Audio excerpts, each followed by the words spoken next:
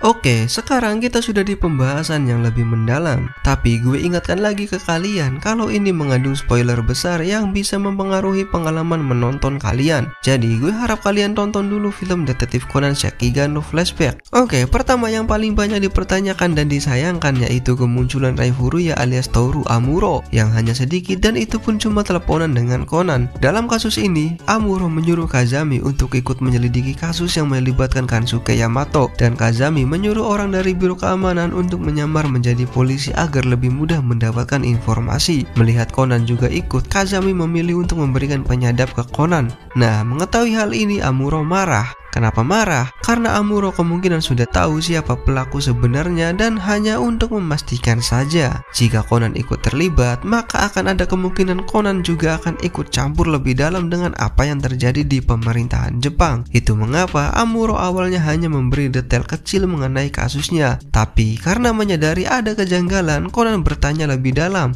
Dan ya seperti yang kita lihat, Amuro terlihat sangat marah sampai bilang, "Kau sebaiknya tidak perlu terlalu tahu banyak." Dan puncaknya, setelah Conan tahu siapa pelaku sebenarnya, Conan langsung menskakmat Amuro untuk memberi detail kasus lebih banyak. Kita tidak diberitahu apa yang Amuro informasikan ke Conan, tapi yang jelas ada indikasi kuat kalau Amuro memegang rahasia besar, entah itu politik negara atau untuk dirinya pribadi. Dan setelah after credit atau epilog, kita sekali lagi dibuat tercengang dengan Amuro yang memberikan tawaran keringanan hukuman kepada pelaku dengan pertukaran yang cukup gila. Ya, sebut saja kepentingan politik. Dari adegan ini, ingatan gue langsung time travel ke episode 1172 episode Jepang atau 1230 versi internasional, yang mana ada pria tua di kereta yang menyuruh Amuro untuk menyelidiki Conan sampai tulang-tulangnya, yang mana pria itu bukan Karasuma Renya. Nanti kita bedah mengenai pria tua misterius ini di video lainnya. Dan yang paling masuk akal adalah agar identitas Ray tidak ketahuan, mengingat kasus ini terhubung dengan politik negara, kita sebut saja seperti itu. Yang tentu saja kalau Ray turun langsung akan ada kemungkinan identitasnya tersebar.